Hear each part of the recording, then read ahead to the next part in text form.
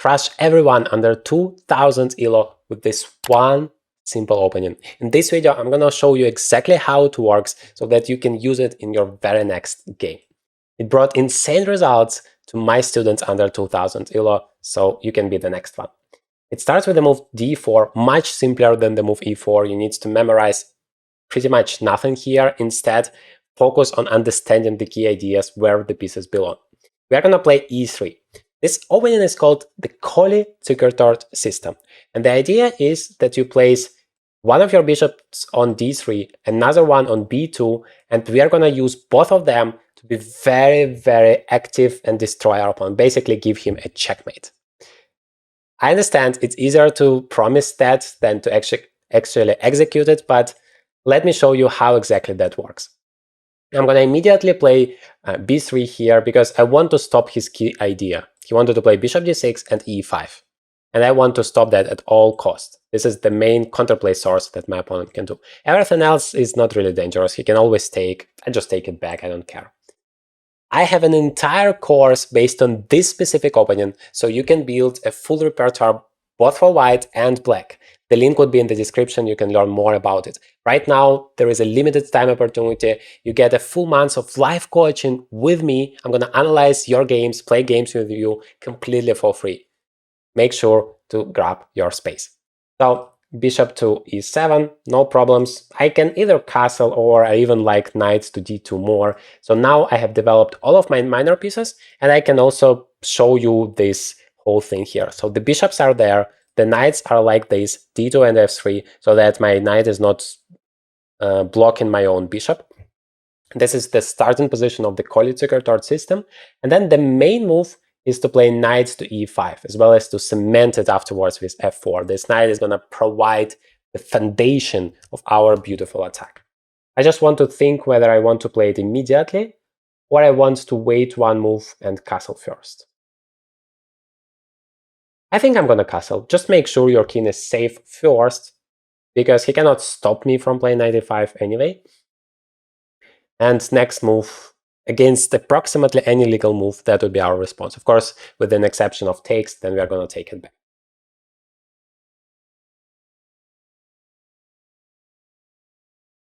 It's very difficult for your opponent to deal with this opening. This is like the #1 advantage of it. First, it's easy to implement. You just focus on the main ideas and go ahead with it. You save a lot of time in the opening, but also you create so much pressure on your opponent. You are basically trying to deliver a checkmate like knight e5, f4, rook f3, rook h3, bishop takes h7, queen h5, and checkmate. This is as simple as possible, but go and try to stop it as black. Okay, he plays a4. This is a typical source of counterplay. They are trying to do that. I think we do not need to care about it for now. We play knight e5, the main idea.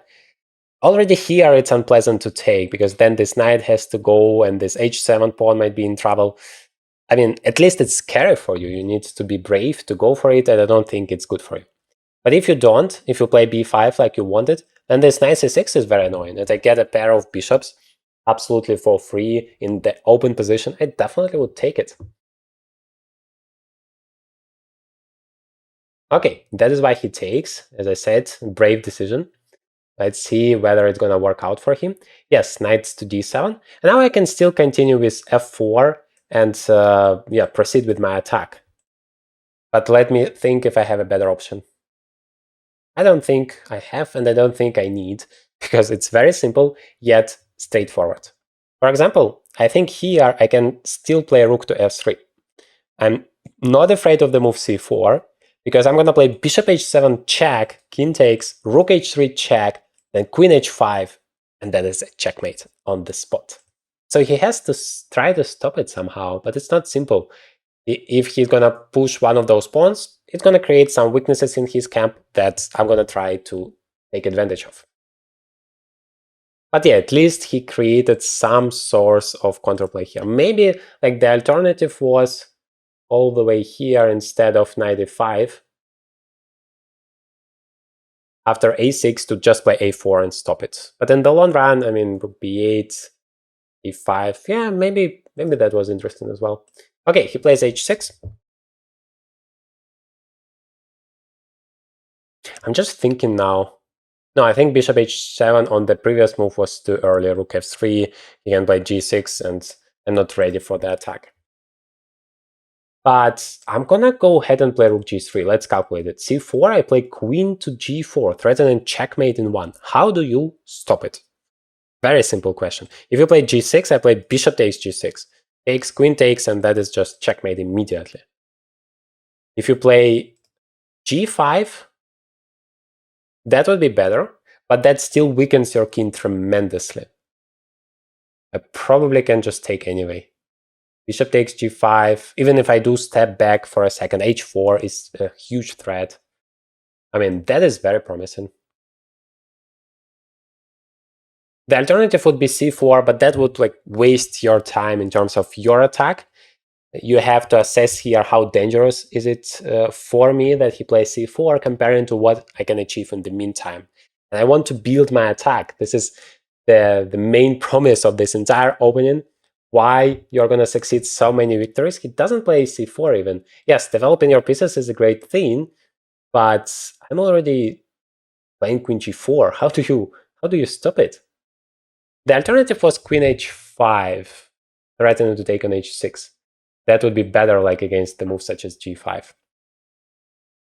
But I don't see how he stops it. Like g6 I take immediately. There is nothing else you can do, so you have to play g5, right? And then I can just take it. In this case, where he's not threatening my bishop, after bishop takes, I can just play h4. That would win the bishop immediately. I don't care about anything else. So that leaves him with taking with a pawn, but that's also bad because I'm gonna play queen h5, threatening checkmate in 1. If you push the f-pawn, doesn't help. Queen g6 check, king h8, rook h3, checkmate. So I think we are already completely crushing.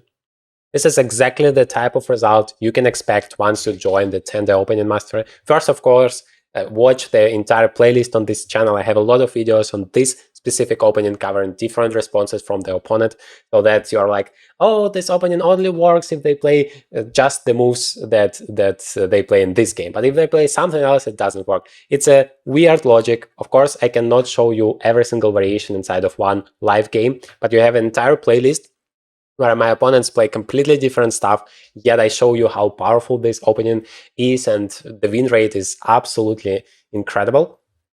But in the course, we dive deeper into all of the theoretical foundations, both for white and black, everything you need to bring your chess to a completely new level. Yeah, my opponent just resigns. There is nothing he can do here. Let me prove to you that it's not luck. I'm playing as white here, the same opening, d4, knight f3, the Coley checkerboard system. And we start with the same moves, knight to f3, bishop to d3, and he even plays the same stuff. That's fascinating. But you're gonna see it very often in your games as well. d5, right. He's also roughly 2000 elo, so perfect example of this amazing opening. The bishops are already there. You already see these starting positions, and he even plays the same plan. Let's think if he needs to treat it differently, because he doesn't waste time with bishop e7 and castles. He immediately wants to go for it, which might be interesting. Let's try to stop it this time. This is a legitimate strategy. You just stop the b5 completely, and then you go for the same plan. Knight b to d2, castles, knight e5. Yes. Basically have the same position, but this time we didn't allow him to play b5. Knight e5 still works, and now it threatens knight c6 as well. So he either has to take it. Okay, so we are going to have a slightly different situation where he does not take the knight on e5. In this case, we play f4 and we support the knight from here. Just remember these two moves in combination. Knight e5, that cements your advantage. You control everything in the center, and then f4. All right. So normally next we play something like rook f3, rook h3, and this whole plan. But I'm a little bit worried with this bishop on b7. There might be some interesting ideas like c4. And if we take twice or once, this rook will be hanging there. I'm not that happy. There is a better version, queen f3. And then if that takes, I can take on b7. That feels good. that gives us an extra pawn. So queen f3 works. This is another version of kind of the same plan.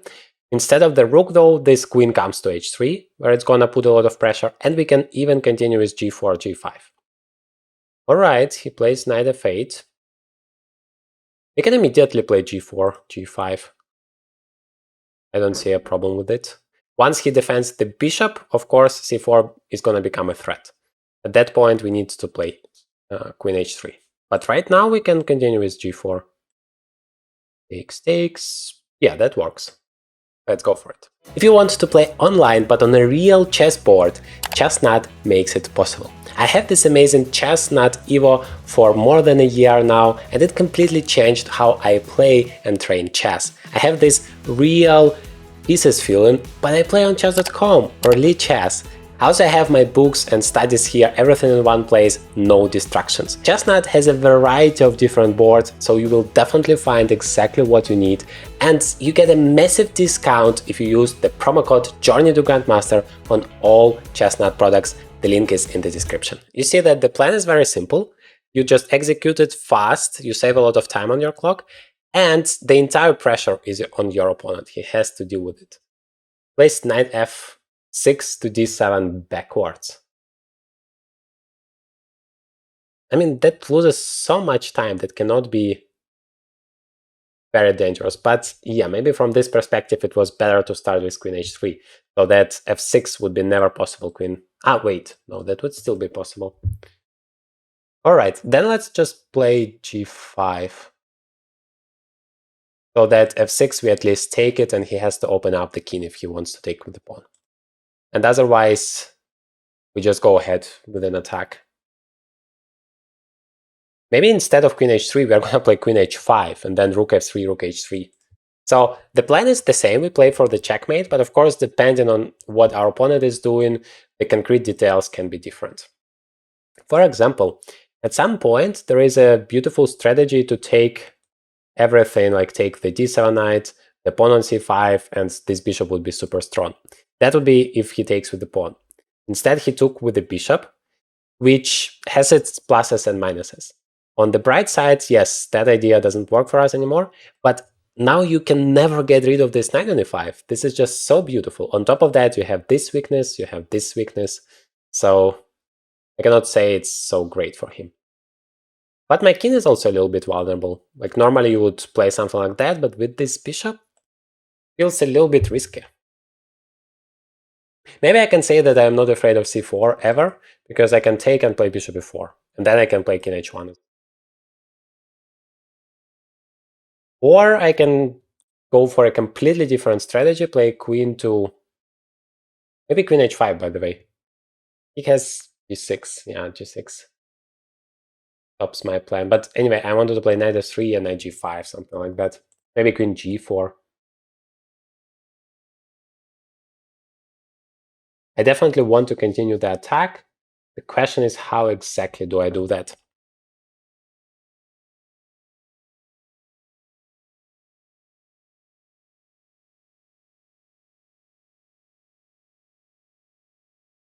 I think I'm gonna be brave and play king h1 and rook g1. As long as c4 is not a problem, and it doesn't seem to be the problem, because after bishop e4, I'm gonna have this beautiful e4 square for both of my bishop and knight, so why not? And meanwhile, I'm gonna like double the rooks along the g file. That would help me to attack the king much more. Or maybe bring the rook over here, attack there. Yeah, he does that, although I'm not sure what it all brings him. Because he cannot go to h5, cannot go to g6, he cannot go to f7, like what the queen is doing there. Just like this impression that it somehow helps in the defense stops me from queen h5. Maybe, yeah, that's true. But at the same time, he's very passive.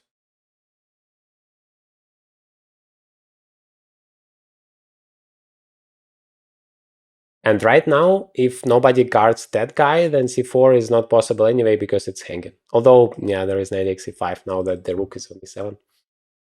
Okay, rook c8, now he's serious about the move c3. I have to calculate it. Takes, takes, bishop e4. He can play c3. And then I take over there, he takes one of my pieces. But that feels to work for me. I also attack his rook in the end. Yes, I like it. Let's go for it.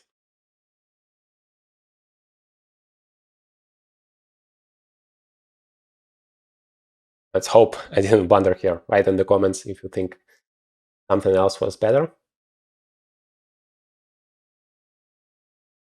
Obviously, I can play some defensive move and deal with the entire problem. Something like bishop h3 makes a lot of sense. Actually, that would be a problem whenever he plays the move c4. This rook has nowhere to go. Maybe I should play bishop h3. Because now that this bishop in f6, I'm not really waiting for the diagonal to be opened for this guy.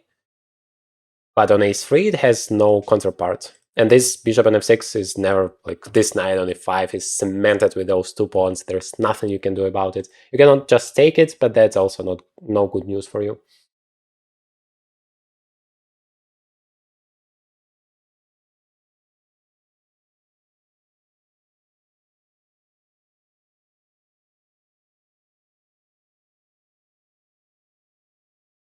It's very hard for my opponents to even find a move. Like, yes, by now he has developed more or less all of his pieces. He's pretty strong, so he knows that, but he's still extremely passive. His only active opportunity is this c4 move that doesn't seem to work. Otherwise, I don't see anything he can do. And under such circumstances, it's very complicated for him to play. The entire pressure is on him, and you just enjoy your beautiful position and destroy your opponent.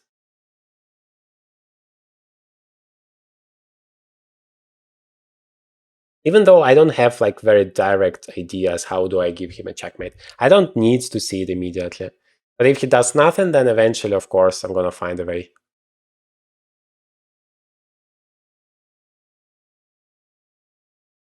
Okay, he takes. Now the question is, do we take with the d pawn or with the f pawn? Generally, I like to take with the f pawn because normally we have the rook here and we attack along the f file. Here it's going to be different because I don't have any rooks there and he's the one having rook there. So it would be logical to take with this pawn. But then I always need to be careful with that move. d4 or c4 and then takes bishop e4. That still seems to work for me. But like, yeah, this constant pressure is there.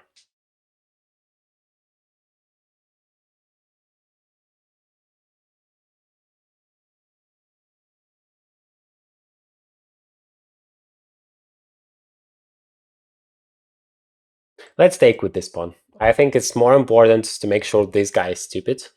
His only chance is now to play c4.